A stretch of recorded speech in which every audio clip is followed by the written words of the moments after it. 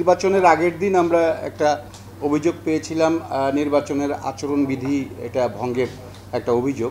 তো সেই অভিযোগে আমাদেরকে সেইটার হচ্ছে যে ফুটেজ আমাদের পেন ড্রাইভে দিয়েছিল। সেইটা একটা হচ্ছে অনলাইন একটা ডিজিটাল পোর্টালের একটা অংশ। তো আমাদের দিয়েছিল, আমরা সেটা দেখেছি। তা আমাদের কাছে আমরা তখন সেইটা যে নির্বাচনের আগের দিন, একদম ঠিক নির্বাচনের আগের দিন, পরের দিন সকাল থেকে নির্বাচন। তো আমরা সেইটা 6 ঘন্টার একটা নোটিশ করেছিলাম ডিভিএল সাহেবকে এটার উত্তর দেওয়ার জন্য।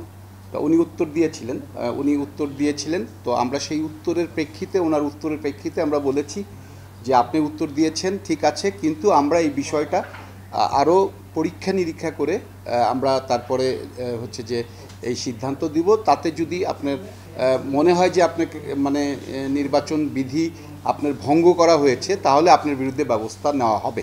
এইভাবে আমরা একটা চিঠি দিয়েছিলাম। তো তারপরে হচ্ছে যে নির্বাচন হলো, কাউন্টিং হলো, সব কিছুই হলো।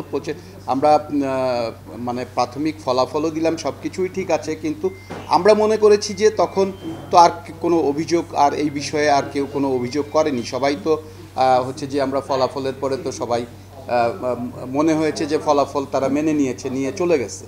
তো এই বিষয়ে আর কেউ কথা বলে নাই, যার জন্য আর ওই প্রক্রিয়াটাও আমরা এগোইনি। আমরা ওই জায়গাতেই প্রক্রিয়াটা শেষ করেছিলাম। না, সেই বিষয়গুলো যদি অভিযোগ করে তো সেই বিষয়গুলো নিশ্চয়ই তারা সেগুলার তারা প্রমাণ দিবে। প্রমাণ সাপেক্ষে এই কথাগুলোর উত্তর আমরা সেই সময় দিব যখন যখন আলোচনায় আসবে বা কোর্টের যখন এটা হিয়ারিংয়ে আসবে, তখন আমরা এটা উত্তর দিব। আমরা এখন এটা নিয়ে কিছু বলতে চাচ্ছি না। এটা তো একটা কথার কথা। কেউ বলে ফেললো যে জোর করে নিয়ে গেছে, কেউ বলে ফেললো। তো এগুলো আসলে একটা কথার কথা। বিষয়টা হচ্ছে যে জোর করে কে নিছে, কারা নিছে, সেইটারও তো একটা নিশ্চয়ই সেইটারও একটা তো প্রমাণ থাকতে হবে। তো সেই প্রমাণের জায়গাটা যখন ওনারা বলবেন যে এই জায়গায় তাদের প্রমাণ আছে, তখন সেই জায়গাগুলোকে আমরা ডিফেন্স করব। সেইটা হচ্ছে যে আমরা মনে করেছি যে এটা নির্বাচনটা হয়েছে, নির্বাচন ফলাফল সবাই মেনে নিয়েছে।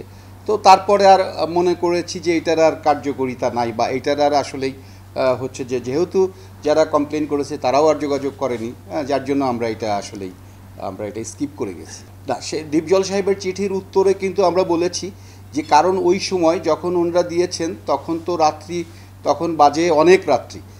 তো সেই সময়টা আমরা ওইটার আসলে আমাদের তো একটা পরীক্ষা নিরীক্ষারও বিষয় আছে। তো পরীক্ষা নিরীক্ষার যে বিষয়গুলো আছে সেইগুলো আমরা পরীক্ষা নিরীক্ষা করে আমরা বলেছি ওনার উত্তরে যে ঠিক আছে, আপনার চিঠিটা পেলাম, কিন্তু আমরা আপনার উত্তরও আমরা দেখলাম, কিন্তু আমরা এটাতে আমরা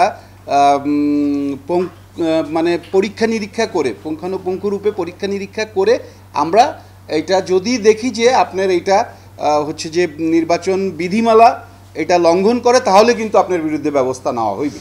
তো ওইটা আর এরপরে আর সেটা যেহেতু নির্বাচন হয়ে গেল, ফলাফলও ঘোষণা হলো, তারপরে আর যেহেতু এটা নিয়ে আর কোনো কথা নেই, সবাই মেনে নিয়েছে, তারপরে আর আমরা এটা নিয়ে আগাইনি। আর পরীক্ষা নিরীক্ষা বিষয়টা তো আমরা বলেইছি যে আমরা যদি পরীক্ষা নিরীক্ষা করে যদি আমাদের আচরণবিধি ভঙ্গ পাই, যে বিধিমালা ভঙ্গ হয়েছে, কোথাও সমস্যা হয়েছে, তাহলে তো আমরা বলেইছি তাকে যে আপনার বিরুদ্ধে ব্যবস্থা নেওয়া হবে। এখন আচরণ বিধিমালার ব্যবস্থাটা কি, যেটা আচরণ বিধিমালার যদি বিশেষ করে যে যদি কোনো অবৈধ লেনদেন, বল প্রয়োগ বা প্রভাব খাটিয়ে যদি নির্বাচনে কেউ কাউরে সাপোর্টে নিতে চায়, তাহলে তো তার প্রার্থিতা বাতিল হয়। সেটা তো আচরণ বিধিতেই আছে। তো আমরা সেটা বলেছি যে যদি এটা এরকম আমরা পুঙ্খানুপুঙ্খরূপে এটা আমরা পরীক্ষা করব, পরীক্ষা করার পরে যদি আমরা এটার কোনো সত্যতা পাই বা এটার প্রমাণ পাই, তাহলে আপনার বিরুদ্ধে এটা কিন্তু ওই আচরণ বিধিমালার ওই ধারাগুলো আপনার উপরে আমরা প্রয়োগ করব। আমরা যতখানি গণেছি তাতে যে ইসি কমিটিতে প্রার্থী যারা ছিল, যারা ছিল, সেখানে 40টা, আর পোর্টফোলিও যেটা ছিল সম্পাদকীয় পোস্ট, সেখানে 41টা। তো এই মোট টোটাল হিসাব করলে 81টা ভোট বাতিল হয়েছে। বাতিলের কারণগুলো যে কোনো ব্যালটে দুজনকে দিতে হবে। 4 জন দাঁড়িয়েছে সহসভাপতি, কিন্তু দুজনকে দিতে হবে, সিল দিতে হবে। সেখানে কেউ একজনকে দিয়েছে, অথবা কেউ তিনজনকে দিয়েছে, আবার কেউ কেউ চারজনকেও দিয়েছে। আবার বলা আছে যে দাঁড়িয়েছে তো অনেকেই, কিন্তু বলা আছে 10টি ভোট দিতে হবে ইসিতে, 11টি। তো কেউ কেউ 12টি দিয়েছে, কেউ কেউ আবার 9টি দিয়েছে, 10টি দিয়েছে, 11টি কেউ দেয়নি। মানে আমাদের তো নির্বাচনটা ওই জায়গাটায় থাকবে যে যদি মানে যে কয়জনকে ভোট দিতে বলা হয় তার একটা ভোট বেশি দিলেও সেই ব্যালট বাতিল, একটা ভোট কম দিলেও সেই ব্যালট বাতিল। সো এইভাবে আবার হয়েছে যে যেই জায়গাটাতে নির্দিষ্ট জায়গাতে সিল দেওয়ার কথা সেই জায়গাতে অনেকে সিল না দিয়ে সেটা অন্য জায়গায় সিল দিয়েছে, সেইটা তো বাতিল হয়েছে, এরকমও বাতিল হয়েছে। আবার কেউ কেউ হচ্ছে যে পুরা ব্যালটের সবাইকেই ভোট দিয়েছে, সিল দিয়েছে, সেটাও বাতিল। এরকম অনেক রিজনে, অনেক কারণেই আসলে সেই ব্যালটগুলো বাতিল হয়েছে। হ্যাঁ, সেইটা কাউন্ট করলে ওনার তো অনেক বাতিল হয়েছে। ওনার সম্ভবত 26টা বা 27টা এরকম আমার যতটুকু মনে পড়ে ওনার প্যানেলের ভোট বাতিল হয়েছে। হ্যাঁ, তো ওনার হয়েছে 12টি। ওইটা আমি হিসাব করে দেখিনি, হিসাব করে দেখলে হয়তো বোঝা যাবে আর কি। এখন হচ্ছে যে দেখেন, যখন আমরা চূড়ান্ত ফলাফল যখন দিব, যেদিন দিব সেই দিনই ওনারা হচ্ছেন শপথ নিয়েছেন। তো আমাকে বলা হয়েছিল, রাত্রে ফোন করে বলা হয়েছিল, যিনি বিজয়ী হয়েছিলেন মিশা সওদাগর, তিনি আমাকে রাতে ফোন করে বলেছিলেন যে শপথটা আমাকেই পড়াতে হবে। আর হচ্ছে নির্বাচন কমিশনের শপথ, এইটা কোনো হচ্ছে যে এইটা কোনো মানে নীতিমালারও দরকার হয় না, এটা হচ্ছে কনভেনশন, এইটাই হয়, এটা কনভেনশন। আদারওয়াইজ হচ্ছে যে ইমিডিয়েট পাস্ট প্রেসিডেন্ট যিনি ইলিয়াস কাঞ্চন, তিনিও পড়াতে পারেন বা নির্বাচন কমিশনও পড়াতে পারেন, এইটা কনভেনশন, এইটার কোনো নীতিমালা লাগে না। তো সেই জায়গাটাতে হচ্ছে যে আমাকে বলা হলো, আমি আসলাম, এসে আমি বসেও ছিলাম, কিন্তু সেই জায়গাটাতে আমাকে দিয়ে তারা শপথ নেয়নি। আমি তার কারণও জানি না। তো সেখানে হায়াত ভাইকে দিয়ে তারা শপথ করিয়েছে। তো এটা সম্পূর্ণই তাদের ব্যাপার। এখন তাদের কাছে যদি মনে হয় যে হায়াত ভাই তাদের জন্য হচ্ছে যে সঠিক ব্যক্তি, তাহলে তাই। কারণ আমি যদি মানে আমাকে দিয়ে যদি ডেকে এনেও করালো না, নিশ্চয়ই তারা হচ্ছে যে হয়তোবা আমাকে পছন্দ করেনি। কষ্ট তো অবশ্যই পেয়েছি, কারণ আমাকে ডেকে নিয়ে এসছে, আমি সেই প্রিপারেশন নিয়ে এসেছি। তারপরে একজন ডেকে নিয়ে এসে তারপরে যদি তাকে দিয়ে সেই কাজটা না করানো হয়, স্বাভাবিক, এটা যে কেউ সবার মনে যেরকম কষ্ট ওরকম আমার মনেও কষ্ট ছিল, এবং অত্যন্ত কষ্ট এবং ভারাক্রান্ত মন নিয়ে আমি চলে গেছি। তো সেইটাই, কষ্ট তো অবশ্যই পেয়েছি। এখন বিষয়টা যদি ওইরকম বলি তাহলে আসলে অ্যাকচুয়ালি নিবে কে, দায়িত্বটা নিবে কে? এখন এরকম মানে যে আমাদের তো নির্বাচনের ইয়েটাই ওইরকম চলে আসছে যে যারা পাশ করে তারা বলে যে ভোট সুষ্ঠু হয়েছে, যারা ফেল করে তারা বলে যে ভোট সঠিক হয়নি। আমাদের দেশের এটা জাতীয় নির্বাচন থেকেই আসছে, এখন মানে সব জায়গায় যে এইটি কালচারটা আছে। এখন এইটাকে মনে করে বা আমার ইমেজের কথা চিন্তা করে আমার তাহলে এই কাজটা কে করবে? কাউকে না কাউকে করতে হবে তো, এবং যে করবেন তিনিই তো এরকম একটা সমস্যার সম্মুখীন হবেন। তো যার কারণে হচ্ছে যে আমরা মনে করেছি যে ঠিক আছে, মানে কাজটা তো করা উচিত, কাজটা তো ফেলে রাখলে হবে না, এই কাজটা করা উচিত। যেহেতু আমরা ইন্ডাস্ট্রির লোক, সেই কারণেই আমরা এটা রাজি হয়েছিলাম। অথবা যেহেতু আমি 19 সংগঠনে আমাকে তারা মনে করেছে যে ওনাকে দিয়ে নির্বাচনটা করলে ভালো হবে, তো সেই জন্যই ওনারা আমাকে মানে বোর্ডের চেয়ারম্যান করেছিলেন। আমি সেই অর্থেই নির্বাচন করেছি। সমিতির উপকার, এইটা অনেক উপকার। এইটা আসলে এই কাদা ছোড়াছুরির কারণে মানে হচ্ছে যে ইয়ে হয়েছে, মানে হচ্ছে যে শরীরে ঘা হয়েছে, মানে মাথায় হচ্ছে যে ঘা হয়েছে, এখন গলা কেটে ফেলতে হবে, সেটা কিন্তু ঠিক না। ওইটাকেই ওষুধ দিয়ে ঠিক করতে হবে।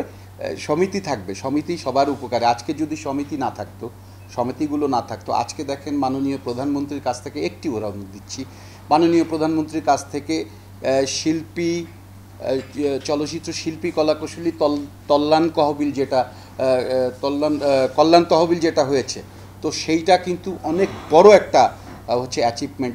এইটা কিন্তু এই সংগঠনের কারণে।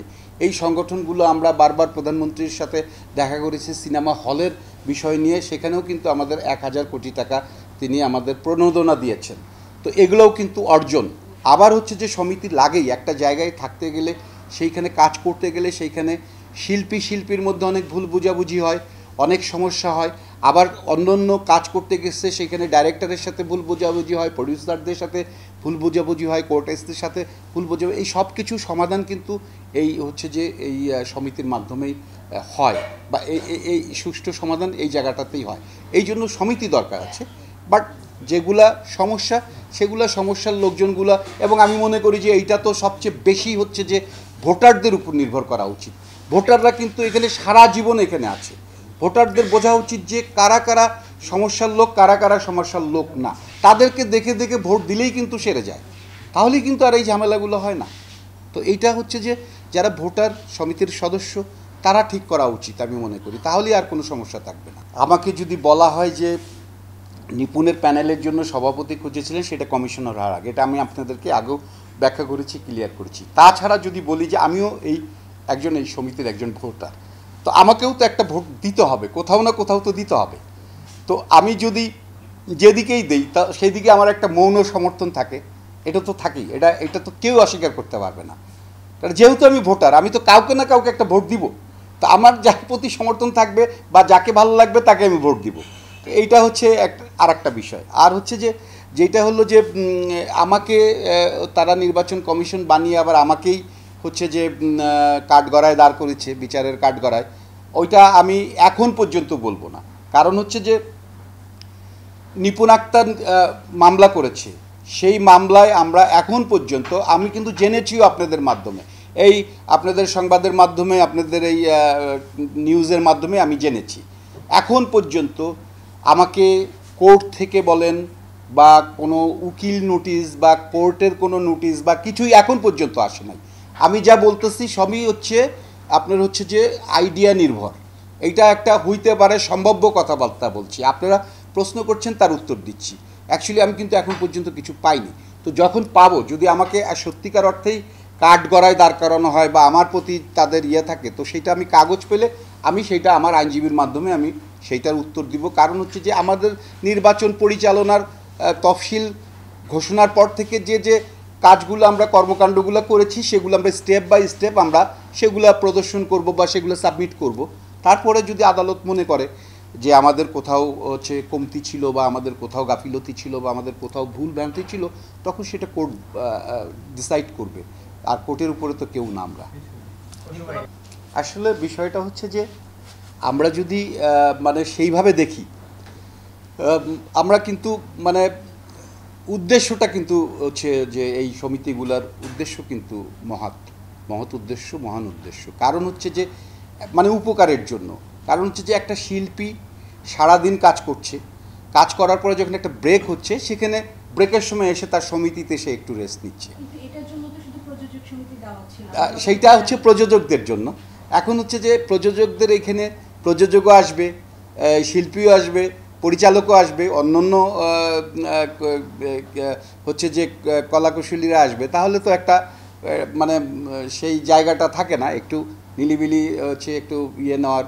তো সে উদ্দেশ্য কিন্তু মহৎ, কিন্তু এখন সেইটা যে অর্থে ব্যবহৃত হচ্ছে সেগুলা হচ্ছে যে মানে যে অর্থে হচ্ছে যে আমরা দেখতে পাচ্ছি, এইটার থেকে আমাদের একটু চিন্তা করা উচিত, বা সেখানে আমাদের এটা হচ্ছে যে সবার থেকেই উচিত যে আমরা এই হচ্ছে যে আমরা এখানে অতটা হচ্ছে রাজনীতি বা অতটা হচ্ছে যে এই গ্যাদারিংয়ের জায়গা না করলেও আমরা পারি।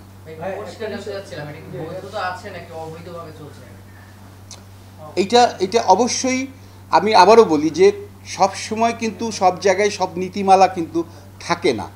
অনেক সময় হচ্ছে যে কনভেনশন একটা কথা আছে, সেটা হয়, কিন্তু এগুলো হচ্ছে মেনে নেওয়া, এটা একদম এফডিসি সৃষ্টির পর থেকে এগুলো ছিল, এগুলো ডে বাই ডে চলে আসছে, এগুলো ছিল, এবং এগুলো একটা কনভেনশন, এগুলোর আর কোনো পারমিশন থাকা না থাকা। কেপিআই ভুক্ত জায়গা, হ্যাঁ কেপিআই ভুক্ত জায়গার কথা বলেছেন, কেপিআই ভুক্ত জায়গা, এই জায়গাটা তো শুটিং করলেও তো 200-300 লোক এখানে থাকে। সো এইটা হচ্ছে যে কেপিআই ঠিক আছে, সরকারি কেপিআই, বাট এখানে আর্টিস্টরা তো থাকবেই, এখানে পরিচালকরা থাকবে, প্রযোজকরা থাকবে।